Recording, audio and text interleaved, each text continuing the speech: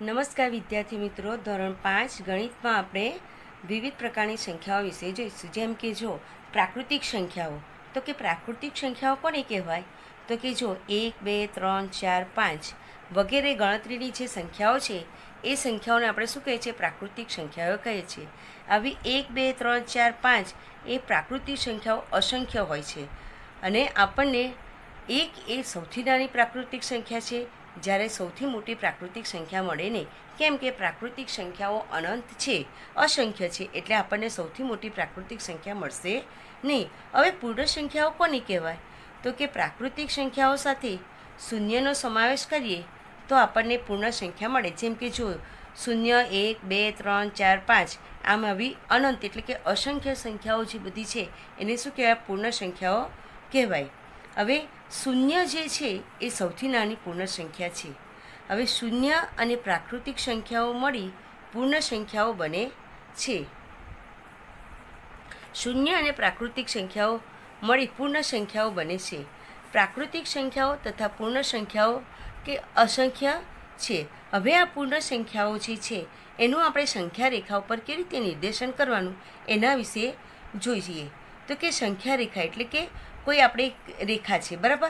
આ રેખા ઉપર સરખા અંતરે, એક સરખા અંતરે આપણે અંગ્રેજી મૂળાક્ષરો અને તેની સાથે આપણે પૂર્ણ સંખ્યાઓ દર્શાવીએ તો એને આપણે સંખ્યા રેખા કહીએ. જો અહીં આગળ સંખ્યા આ રેખા છે, આ રેખા ઉપર આપણે એક સરખા અંતરે અંગ્રેજી મૂળાક્ષરો અને એની સાથે આપણે આ રીતે પૂર્ણ સંખ્યાઓ આપણે દર્શાવેલી છે, એને આપણે શું કહીએ છીએ? સંખ્યા રેખા કહીએ છીએ.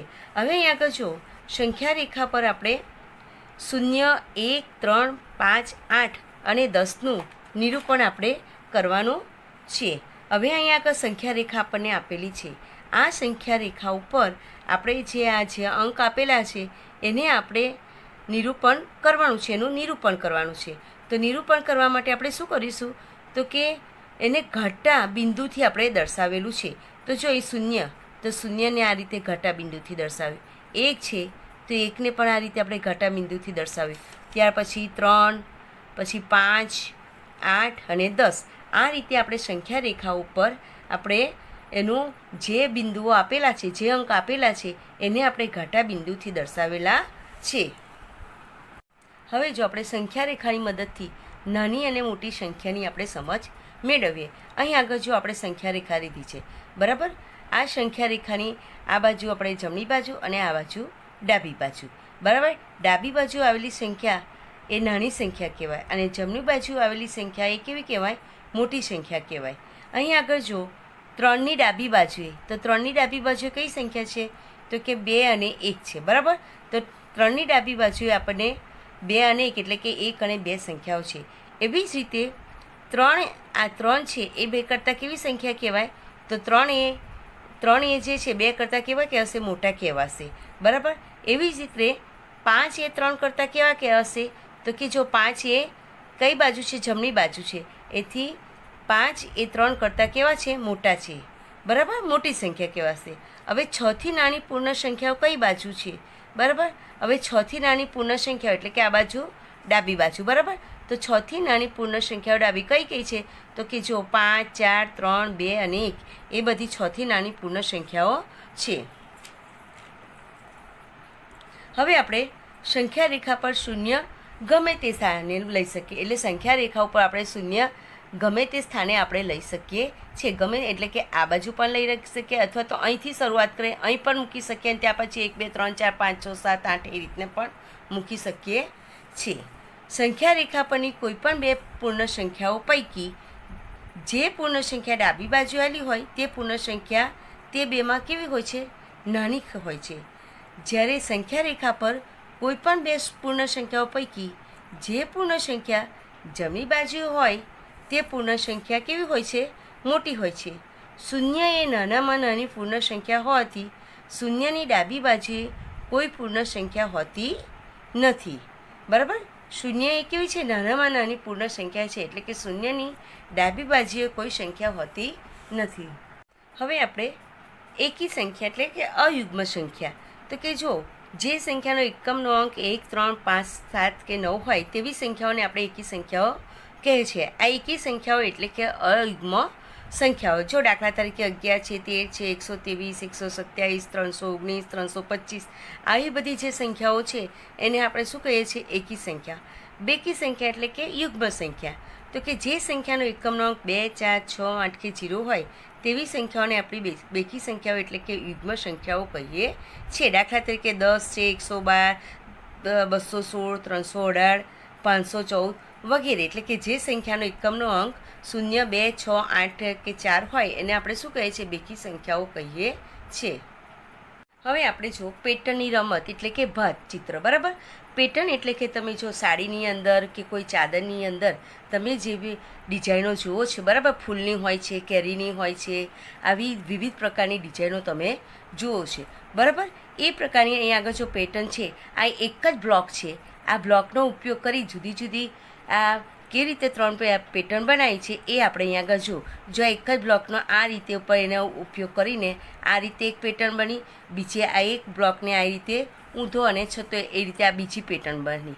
બરાબર, એ જ રીતે આ બ્લોકનો ઉપયોગ કરીને એક બીજી આ રીતે આ પ્રકારની પેટર્ન બનાવી. એટલે આ રીતે આ બ્લોકનો ઉપયોગ કરીને કેવી રીતે જુદી જુદી પેટર્નો બની એ આપણે જોયું. હવે આપણે નિયમ અનુસાર પેટર્ન એટલે કે ભાત ચિત્ર આગળ કેવી રીતે વધે એ જોઈશું.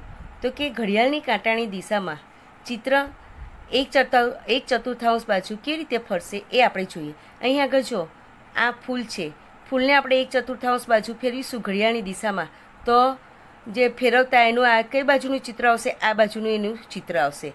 ત્યારબાદ આ જે ફૂલવાળો ભાગ છે ક્યાં આવશે? નીચે આવશે. બરાબર, ત્યારબાદ ફરી એક ચતુર્થાંશ ફેરીશું તે આ બાજુની દિશામાં આવી જશે અને ફરી પાછું એક ચતુર્થાંશ ફેરવીશું એટલે ફૂલનો ભાગ કેવો આવશે? ઉપર આવશે. બરાબર, અહીં જે પહેલાં જે ચિત્ર હતું એ રીતનું ચિત્ર આવી જશે.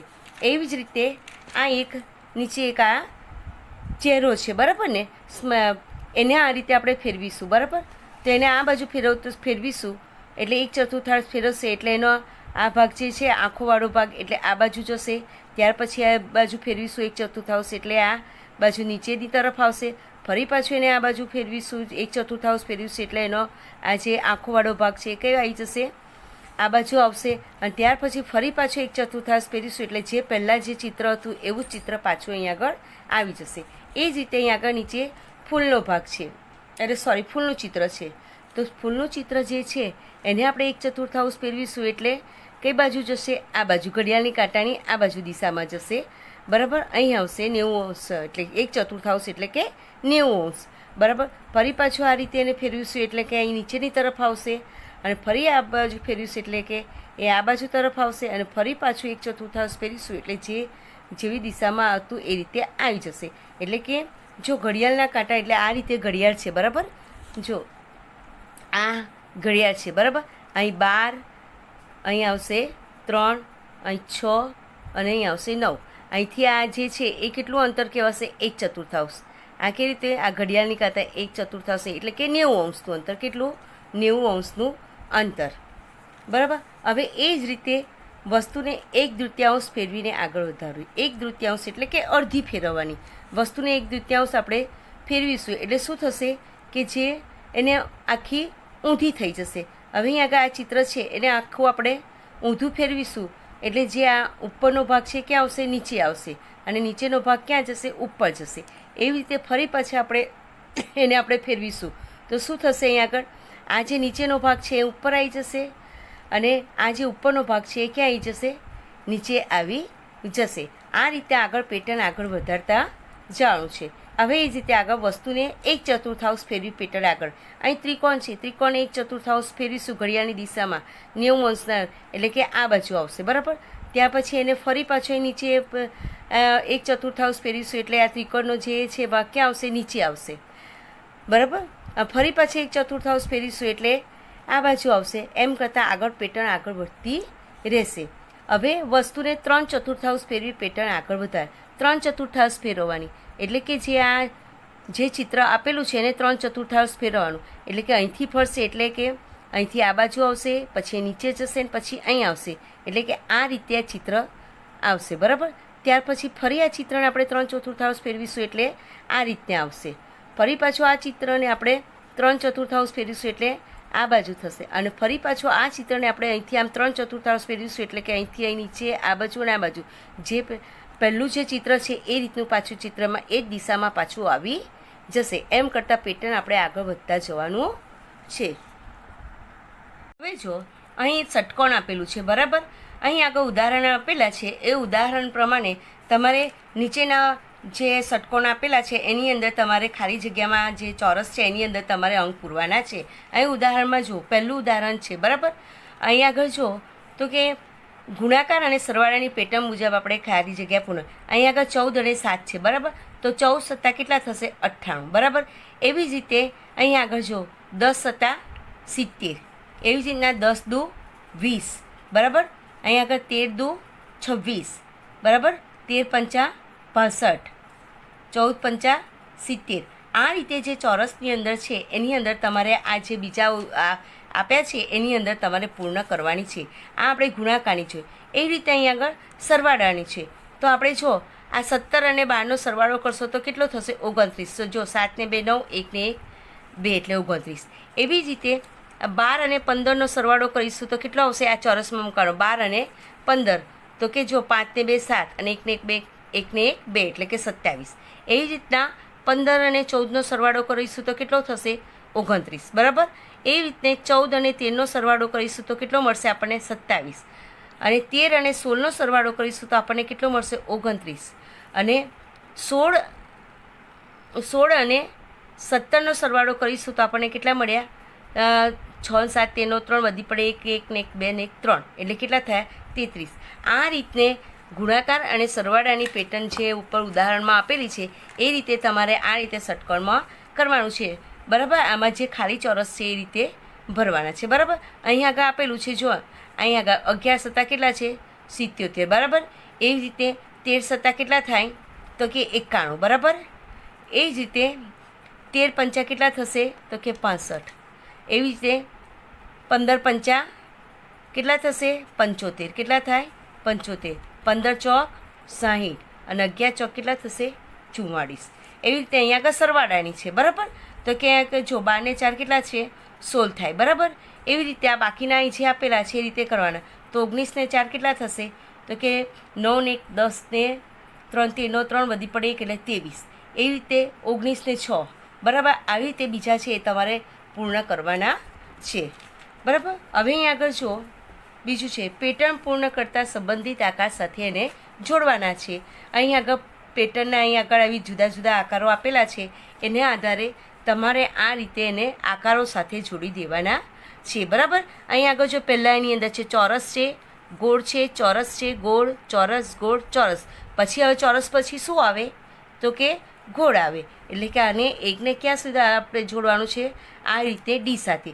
એવી રીતે બાકીના જે તમે છે આ રીતે કેવી રીતે જોડવાના એ તમારે જોઈને બાકીના આકારો સાથે જોડવાની છે પેટર્નને.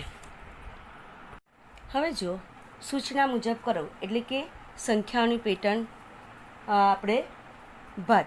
હવે આગળ શું આપેલું છે જો નીચે આપેલા ચોરસને 21થી 29 સુધીની સંખ્યાઓથી એવી રીતે ભરો કે જેથી દરેક હાર કે સ્તંભનો સરવાળો કેટલો થાય? 75 થાય. અહીં આગળ આપણે સંખ્યા કેટલી છે કીધી છે? 21થી 29. તો આપણે અહીં આગળ 21થી 29 લખી દઈશું. તો જો કે 21 22 23 24 25 26 27 28 અને 29. કેટલી સંખ્યાઓ થઈ જોઈએ આપણે? 1 2 3 4 5 6 7 8 9. હવે અહીંયા શું કીધું છે કે આ જે ચોરસ આપેલું છે આ ચોરસની અંદર આ 21થી 29 સુધીની સંખ્યાઓથી એવી રીતે ભરી દેવાનું છે જેથી દરેક હાર એટલે કે આ આડી લાઈન અને સ્તંભ એટલે કે ઊભી લાઈનનો સરવાળો કેવો થાય? 75 થવો જોઈએ. હવે એના માટે શું કરવાનું? આપણે એક સૂત્ર યાદ રાખવાનું છે. એ સૂત્ર છે તો શું છે? HE BC IG FA D, બરાબર. આ સૂત્ર આપણે યાદ રાખવાનું, ગોખી રાખવાનું, એટલે તમને જરાય ભૂલ પડે નહીં. હવે આ જે સૂત્ર લખેલું છે, આ જે સૂત્રના જે અક્ષર છે એ દરેક અંક ઉપર આપણે અહીં આગળ લખી દઈશું. બરાબર, 21 ઉપર અહીં આગળ H, પછી અહીં આવશે E, અહીં આવશે B, અહીં આવશે C, અહીં આવશે I, અહીં આવશે G, અહીં આવશે F, અહીં A અને D. બરાબર, હવે આ ખાનાની અંદર શું કરીશું આપણે? ABCDEFGના જે પહેલી ABCDના જે અક્ષરો છે, જીના અક્ષરે આ ખાનામાં આપણે લખી દઈશું. બરાબર, અહીં આગળ નાના, અહીં A, બરાબર, અહીં B, અહીં C, અહીં D, અહીં E, અહીં F, અહીં G, અહીં H અને I. હવે પછી શું કરીશું કે આ જે અક્ષરો છે એ બધા આપણે આ જે અંકો છે એ આપણે આ ખાનામાં આપણે ગોઠવી દઈએ. બરાબર, અહીં H કેટલા છે? 21, તો Hના ખાનામાં અહીં આપણે 21 લખીશું. પછી E કેટલા છે? 22, તો Eના ખાનામાં અહીં આગળ આપણે 22 લખીશું. ત્યાર પછી B કેટલા છે? 23, તો Bના ખાનામાં આપણે કેટલા લખીશું? 23 લખીશું. બરાબર, ત્યાર પછી C કેટલા છે? 24, તો Cના ખાનામાં આપણે 24 લખીશું.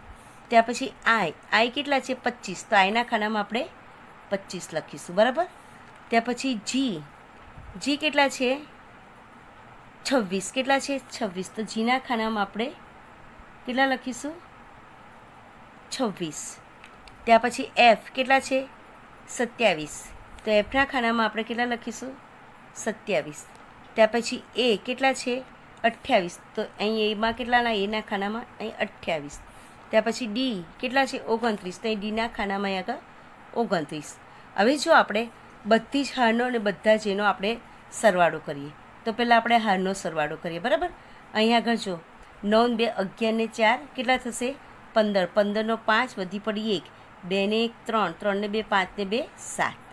એવી રીતે અહીં આગળ પણ જો 5 ને 3 8, 8 ને 7 15 નો 5 વધી પડી 1, 2 ને 1 3 ને 2 5 ને 2 7.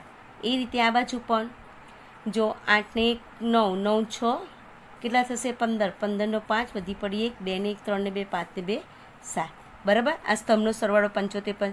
હવે આપણે અહીં આડો સરવાળો આપણે જોઈએ. બરાબર, 8 ને 3 11 ને 4 15 નો 5 વધી પડી 1, 2 ને 1 3 ને 2 5 ને 2 7 થયો. ત્યાર પછી અહીં આગળ જો 9 5 14, 14 ને 1 15 નો 5 વધી પડી 1, 2 ને 1 3 ને 2 5 ને 2 7. ત્યાર પછી અહીંયા જોઈએ આપણે 7 ને 2 9, 9 6 15 નો 5 વધી પડી 1, 2 ને 1 3 ને 2 5 ને 2 7. હવે આપણે ત્રાસો સરવાળો કરીએ. બરાબર, અહીંથી આ બાજુ તો જો 5 ને 4 9, 9 6 15 નો 5 વધી પડી 1, 2 ને 1 3 ને 2 5 5 ને 2 7. હવે આ બાજુથી અહીંથી ત્રાસો આપણે કરીએ તો પણ જો 8 ને 5 કેટલા થશે? 13, 13 ને 2 15 નો 5 વધી પડી 1, 2 ને 1 3 ને 2 5 ને 2 7. એટલે જો એનો ઊભો, આડો અને ત્રાસો બધો સરવાળો કેટલો આવે? 75 આવે. આ રીતે મિત્રો સંખ્યાઓ ગોઠવણી, એના માટે તમારે આ સૂત્ર યાદ રાખવાનું. સૂત્ર યાદ રાખીને પછી શું કરવાનું? જે અંક આપેલા હોય એ અંકો જે અહીંયા આગળ હોય એ અંકો આ રીતે આપણે લખી દેવાના. એની ઉપર જે સૂત્ર હોય એ સૂત્રના જે અક્ષર છે એ અક્ષર આ રીતે ઉપર લખી દેવાના. પછી ચોરસ કરીને એની અંદર આ રીતે જીના અક્ષરેથી ABCDના જે આ એ છે એ આ અક્ષરો લખી દેવાના, એટલે જેથી દેખાય ને, અને પછી એ પ્રમાણે સંખ્યા ગોઠવતા જવાનું. એટલે તમને જે આપેલો જે સરવાળો માગેલો જે સરવાળો હોય એ સરવાળો તમને મળી જાય, એને બધી બાજુનો સરવાળો તમને એક સરખો મળી જશે. હવે આપણે વિશિષ્ટ સંખ્યા વિશે જોઈશું. તો કે વિશિષ્ટ સંખ્યા કોને કહેવાય? એટલે કે વિશિષ્ટ સંખ્યા કે જેને બંને બાજુથી, એટલે કે ડાબેથી જમણી બાજુ અને જમણેથી ડાબી બાજુ સમાન રીતે વાંચી શકાય તેને આપણે વિશિષ્ટ સંખ્યાઓ કહે છે. સમાન એટલે સરખી એક સરખી. આ બાજુથી વાંચીએ તો પણ સરખી વંચાય અને આ બાજુથી વાંચીએ તો પણ સરખી વંચાય. અહીં આગળ હવે ધારો કે જો 111 છે, બરાબર. આ 111ને તમે ડાબી બાજુથી અહીંથી જમણી બાજુથી વાંચો તો પણ 111 દેખાય, અને આ બાજુથી ડાબી બાજુથી આ બાજુ વાંચશો તો પણ 111 વંચાશે, બરાબર. એટલે કે જે બંને બાજુથી, ડાબી બાજુથી જમણી બાજુ તરફ અને જમણી બાજુથી ડાબી બાજુ તરફ બંને બાજુ વાંચીએ તો પણ એક સરખી રીતે એક સરખી જ વંચાય, એને આપણે કેવી સંખ્યાઓ કહીએ છીએ? વિશિષ્ટ સંખ્યાઓ કહીએ છીએ. અહીં આગળ આપણે નીચે આપેલી સંખ્યા છે એને આપણે વિશિષ્ટ સંખ્યામાં ફેરવવાની છે. અહીં આપણને 43 આપે છે, 43ને આપણે વિશિષ્ટ સંખ્યામાં ફેરવવાની છે, બરાબર. તો અહીં આગળ જો કોઈ એક સંખ્યા આપણે 43 છે, બરાબર. કોઈ એક સંખ્યા એટલે કે 43, બરાબર. હવે શું કરવાનું? આ 43ને હવે આપણે ઉલટા ક્રમમાં ગોઠવવાની, બરાબર. તો કે એટલે કે આ સંખ્યાના અંકોને ઉલટા ક્રમમાં ગોઠવીએ. તો કે આ સંખ્યાના અંકોને આપણે ઉલટા ક્રમમાં ગોઠવીએ. અંકોને ઉલટા ક્રમમાં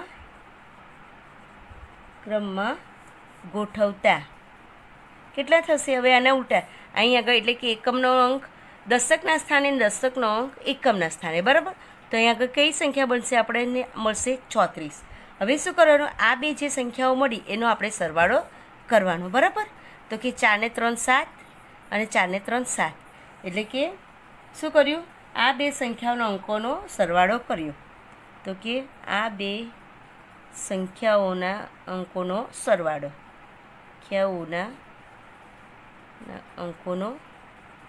સરવાળો, આ સરવાળો આપણને કેટલો મળ્યો? 77. હવે 77 જો કઈ સંખ્યા થઈ? વિશિષ્ટ સંખ્યા. કેમ? એને જો આપણે આ બાજુથી વાંચીશું તો પણ 77 વંચાશે, અને આ બાજુથી વાંચીશું તો પણ 77 વંચાશે. એટલે કે આ સંખ્યા કઈ છે? વિશિષ્ટ સંખ્યા. એ રીતે હવે આગળ આપણે એક બીજી સંખ્યા લઈએ. માની લો એક બીજી સંખ્યા છે 49, બરાબર.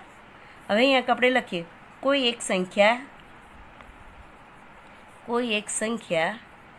એટલે કે આપણે અહીંયા આગળ કેટલી લીધી? 49. હવે જે આ 49 છે, આ 49ના જે અંકો છે એને આપણે ઉલટા ક્રમમાં ગોઠવવાના. એટલે કે દશકના સ્થાને એકમનું સ્થાન આવશે અને એકમના સ્થાને દશકનું સ્થાન, બરાબર. તો કે આ સંખ્યાના અંકોને ઉલટા ક્રમમાં ગોઠવતા કેટલા થશે? 94.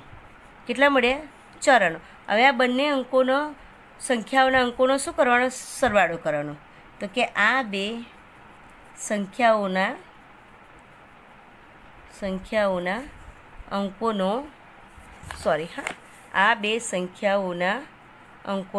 સરવાળો કેટલો થશે? અહીં આગળ જો 9 4 13 3 બધી પડી 1, બરાબર.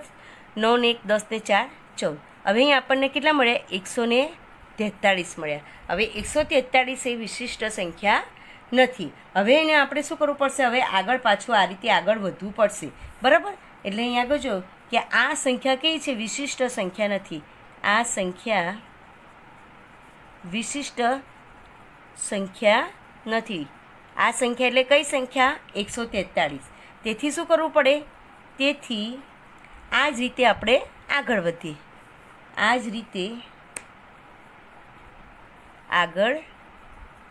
વધીએ.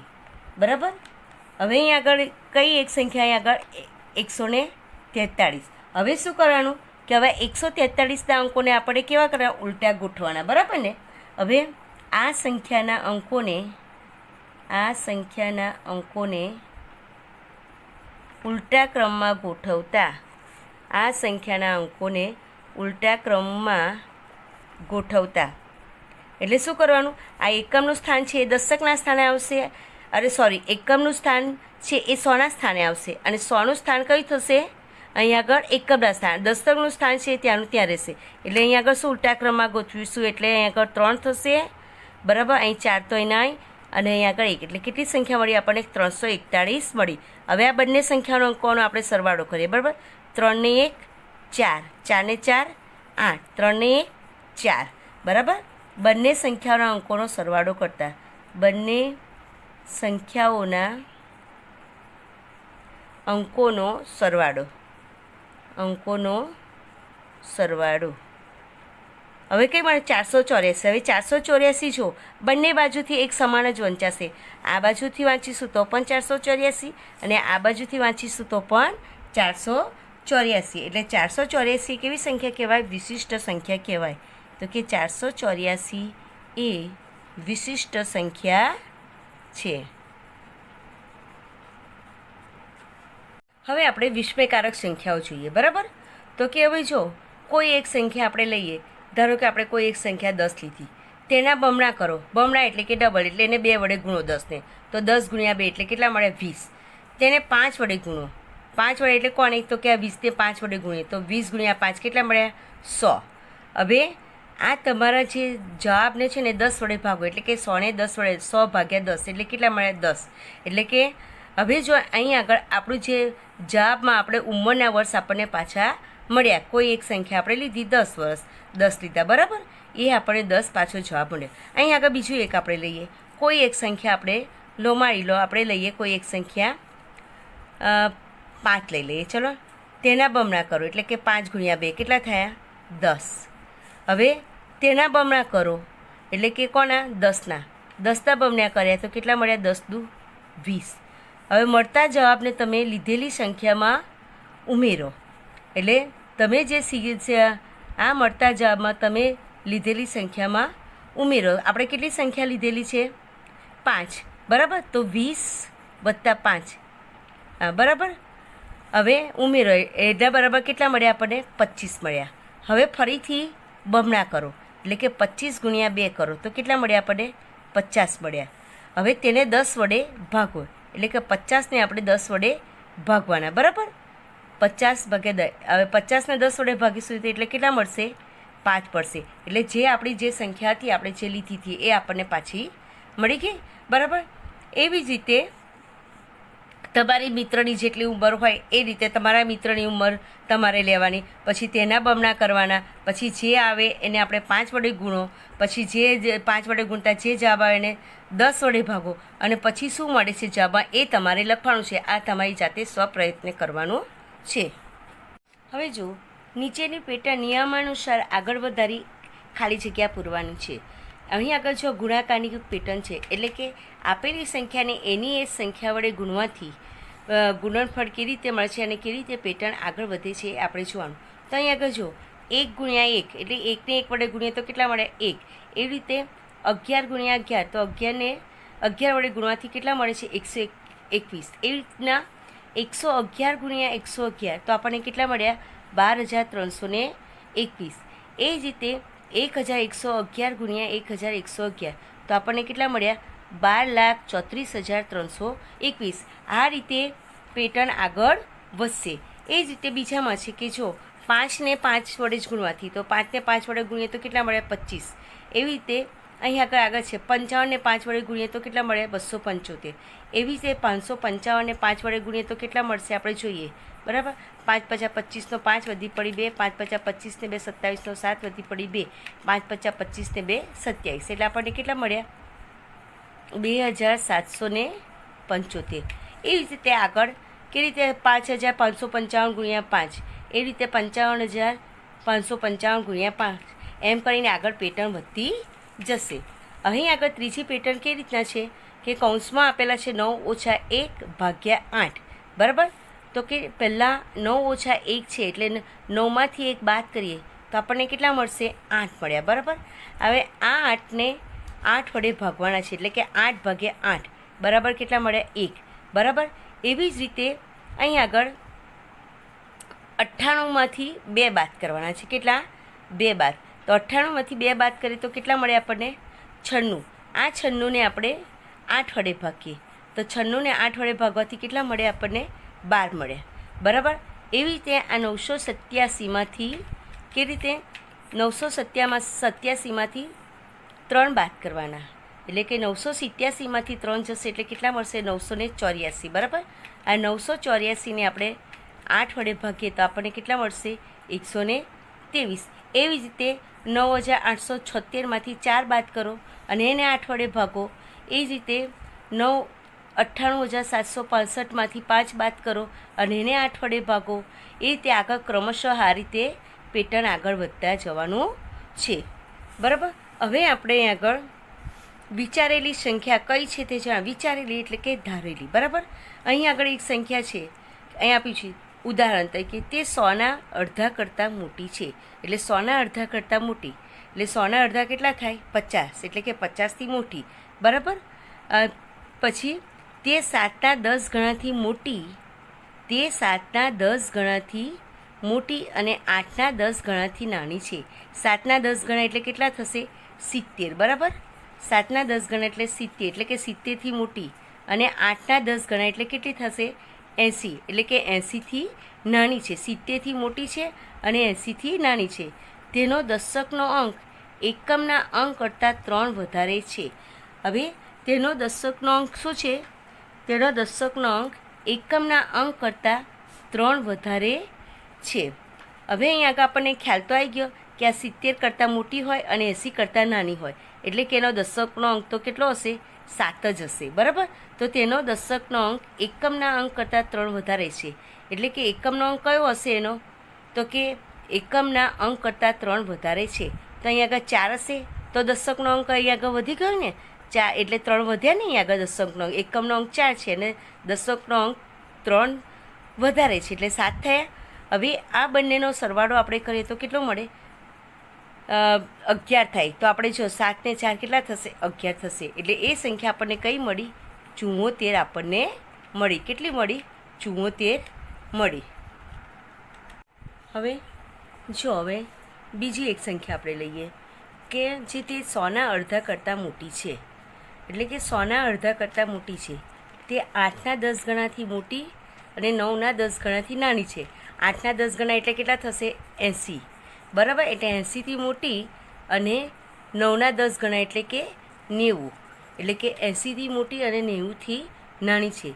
તેનો દશકનો અંક એકમના અંક કરતાં 6 વધારે છે. એટલે અહીં આપણને ખબર તો પડી કે 80થી મોટી છે અને 90થી નાની છે. એટલે કે એનો દશકનો અંક 8 જ હશે. એ આપણને ખ્યાલ આવી ગયો. બરાબર. તેના દશકનો અંક એકમના અંક કરતાં 6 વધારે છે. એકમનો અંક કયો હશે? તો આપણને ખ્યાલ, તો એકમનો અંક આપણને ખબર છે કે એકમના અંક કરતાં કેટલા વધારે છે? તેના દશકનો અંક એકમના અંક કરતાં 6 વધારે છે. એટલે અહીં આગળ 2 હશે. એટલે અહીં કે 6 વધારે હશે એટલે 6 ને 2 8 થયા ને. તો અહીં આવી ગયો જવાબ. એટલે કે જે બંને અંકોનો સરવાળો કેટલો થશે? 10 થશે. તો કે 8 ને 2 10. એટલે એ સંખ્યા આપણને આ કઈ મળી? આપણને 82 મળી. બરાબર. એ રીતને બીજી મેં સંખ્યાઓ આપી છે એ તમારી જાતે કરવાની છે. હવે આગળ પેટર્ન હવે આગળ વધારવાની છે એ આપણે જોઈશું. તો કે જો અહીં 1 × 8 વત્તા 1. હવે 1 × 8 એટલે 1ને 8 વડે ગુણીએ તો 8 એકા 8. એની અંદર 1 ઉમેરીએ એટલે કેટલા મળે? 9. એવી રીતે 11ની અંદર 11 × 8 એટલે 11 × 8 88 વત્તા 1 એટલે કેટલા મળ્યા? 89. એવી રીતે 111 × 8 એટલે કેટલા મળશે આપણને? 111 × 8 કરીશું એટલે કે 888. 888માં 1 ઉમેરીશું એટલે કેટલા મળશે? 889. એ રીતના પેટર્ન આગળ વધારતા જવાનું છે આપણે અહીંયા સુધી. એ રીતે બીજી પેટર્ન છે અહીંયા આગળ જો 1 + 3. આ કેવી છે? આ જે સંખ્યાઓ છે 1 + 3 એટલે કે આ છે અયુગ્મ એટલે કે એકી સંખ્યાઓ. એટલે 1 + 3 કરીએ એટલે કેટલા મળશે? 4. 4 એટલે કે 2 × 2. એવી રીતે 1 + 3 + 5 એટલે 3 ને 1 4 ને 5 9. કેટલા મળ્યા? 9. 9 એટલે કે 3 × 3. એવી રીતે 1 + 3 + 5 + 7 એટલે 3 ને 1 4 4 ને 5 9. 9 ને 7 કેટલા થશે? 16. 16 એટલે કે 4 × 4. બરાબર. એવી રીતના 1 + 3 + 5 + 7 + 9 એટલે 3 ને 1 4 4 ને 5 9 9 ને 7 16 16 ને 9 25 25 એટલે કે 5 × 5. એવી રીતના આગળ બીજી એકી સંખ્યાઓ હોય એ આવી રીતે અંદર ઉમેરતા જવાનું અને સરવાળો કરીશું એટલે એને આ રીતે આપણને આગળ પેટર્ન વધારતા જવાનું છે. હવે અહીં આગળ બીજી એક પેટર્ન અહીં આપેલી છે જો 3 × 3 એટલે કેટલા થાય? 9. 9 ઓછા 2 × 2 2 × 2 એટલે કે 4. 9માંથી 4 જશે કેટલા થાય? હવે 5. એવી રીતને 4 × 4 એટલે કેટલા? 16. 16 ઓછા 9. 16માંથી 9 જશે તો કેટલા રહેશે? 7. કેટલા રહેશે? 7. એવી રીતે 5 ગુણ્યા 5 એટલે કે 25. 25માંથી 16 બાદ થશે તો કેટલા રહેશે? 25માંથી 16 જાય એટલે 9. આ રીતે પેટર્ન આગળ વધતી રહેશે. હવે જોઈએ ઉદાહરણ મુજબ કેલેન્ડરમાં આપેલ 3 ગુણ્યા 3ના ચોરસ ખાનામાં સમાયેલી તમામ સંખ્યાઓનો સરવાળો આપણે શોધવાનું છે. બરાબર, અહીં આગળ આપણને શું આપ્યું છે? અહીં આગળ કેલેન્ડર આપેલું છે. બરાબર, અહીં આગળ રવિ, સોમ, મંગળ. બરાબર, અહીં આગળ જો એ ખાનામાં આ રીતની સંખ્યાઓ આપેલી છે. બરાબર, એમાં 3 ગુણ્યા 3 ચોરસ ખાનામાં સમાયેલી તમામ સંખ્યાઓનો સરવાળો આપણે શોધવાનું છે. તો પહેલું ચોરસ છે આપણે અહીં આગળ જો અહીં આગળ એ છે. બરાબર, એની અંદર સંખ્યા કઈ છે? જો 1, 2, 3, 8, 9, 10, પછી 15, 16 અને 17 આટલી આ એક ખાનામાં છે. બરાબર, એમાં સમાયેલી આ તમામ સંખ્યાઓનો આપણે સરવાળો શોધવાનો છે. હવે અહીં આગળ જો ચોરસ એમાં સમાયેલી સંખ્યાઓ માટે સૌથી નાની સંખ્યામાં કઈ છે? 1 છે. બરાબર, હવે આ સંખ્યામાં આપણે કેટલા ઉમેરવાના છે? 8 ઉમેર. તે 1 + 8 બરાબર કેટલા થશે? 9 થશે. તેને હવે શું કરવાનું? આ 9ને આપણે 9 વડે ગુણો એટલે 9 ગુણ્યા 9 એટલે કેટલો થશે? 81 થશે. અથવા તો શું કરવાની? મધ્યમાં જે રહેલી સંખ્યા હોય, આ જે મધ્યમાં જે રહેલી સંખ્યા હોય એને 9 વડે ગુણવાની. બરાબર, એટલે એ 9 વડે ગુણતા જે જવાબ એટલે કે આટલા આખા જે ચોરસ ખાનું છે એના ચોરસ ખાનાની સંખ્યાઓનો સરવાળો કેટલો થાય? 81 મળે. તમારે આપણે ગણવું હોય તો ગણી લઈએ. જો 1, 2 ને 1 3, 3 ને 3 6. બરાબર, 6 ને 10 કેટલા થશે? 6 ને 10 16, 16 ને 9 25, 25 ને 8 33. બરાબર, 33 ને 15 એટલે 33 ને 10 43, 43 ને 5 48, 48 ને 10 58, 58 ને 6 64, 64 ને 10 74, 74 ને 7 74 ને 6 80 ને 81 આવી ગયો. આ રીતે 81. એવી રીતે બીની અંદર બીજું ખાણું છે. આપણે બીનું આપણે ખાણું જોઈશું. એમાં પણ આપણે જો એમાં કયા બીના ચોરસ ખાનામાં કઈ સંખ્યા આવશે? એટલે 4, 5, 6, પછી આવશે 11, 12, 13, 18, 19, 20. બરાબર, હવે આ તમામ સંખ્યાઓનો જોવાનું કે એનો સરવાળો આપણે કેટલો થાય એ જોવાનું. હવે આ બીના અંદર જે મધ્યની સંખ્યા કેટલી છે? 12 છે. કેટલી છે? 12. તો 12ને આપણે સીધી ડાયરેક્ટ 9 વડે ગુણી દેવાની. તો 12ને 9 વડે ગુણીએ તો કેટલા આવે? 108. એટલે કે આ જે બીના જે ચોરસ ખાનામાં જે સંખ્યાઓ છે એનો બધા જ અંકોનો સરવાળો કેટલો થશે? 108 થશે. આપણે અથવા તો આમાંથી જે સૌથી નાની સંખ્યા હોય એ જોઈ લો. સૌથી નાના કેટલા છે? 4 છે. બરાબર, 4ની અંદર 8 ઉમેરો. કેટલા આવે? 4માં 8 ઉમેરો તો 12. એ 12ને આપણે 9 વડે ગુણો એટલે કેટલા મળશે? 108 મળી રહેશે. એ જ રીતે આપણે અહીંયા આગળ સીમાં જોઈએ. સીની અંદર કઈ સંખ્યા? આ રહ્યું સીનું ચોરસ ખાનું. એના બધા જ અંકો જો 15, 16, 17, 22, 23, 29, 30 અને 31. આમાં હવે મધ્યમાં કઈ સંખ્યા છે? 23. 23ને આપણે કેટલા વડે ગુણો? 9 વડે ગુણો. 23ને 9 વડે ગુણો એટલે કેટલો એનો જવાબ આવશે? 23ને આપણે 23 ગુણ્યા 9 કરીએ. બરાબર, તો 23 ગુણ્યા 9 કરીએ આપણે તો કે 9 તરી 27 નો 7 વધી પડી 2, 9 દુ 18, 18 ને 2 કેટલા આવે? 9 દુ 18 ને 2 20, 207. એટલે કે આ બધા જ ખાનાનો સરવાળો કેટલો થાય? 207 થાય. બરાબર, બધા ખાનાને એટલે આ સીનો જે ચોરસ ખાનાના જે બધા જ અંકોનો સરવાળો કેટલો મળશે આપણને? 207 મળશે. અથવા તો શું કરવાનું? અહીં આગળ સૌથી નાની સંખ્યા કઈ છે? આમાં જોવાની સૌથી નાની સંખ્યા કઈ છે? 15 છે. કઈ છે? 15. 15ની અંદર કેટલા ઉમેરવાના આપણે? 8 ઉમેરીએ. કેટલા? 15માં આપણે 8 ઉમેરીએ તો 15 ને 8 કેટલા થશે? 23. 23ને 9 વડે ગુણો તો પણ આપણને 207 મળશે. બરાબર ને? તો અહીં આગળ આ બધા જ ખાનાઓનો આ જે ખાણું છે એના બધા જ અંકોનો સરવાળો આપણને કેટલો મળે? 207. એ જ રીતે ડીનું કરવાનું.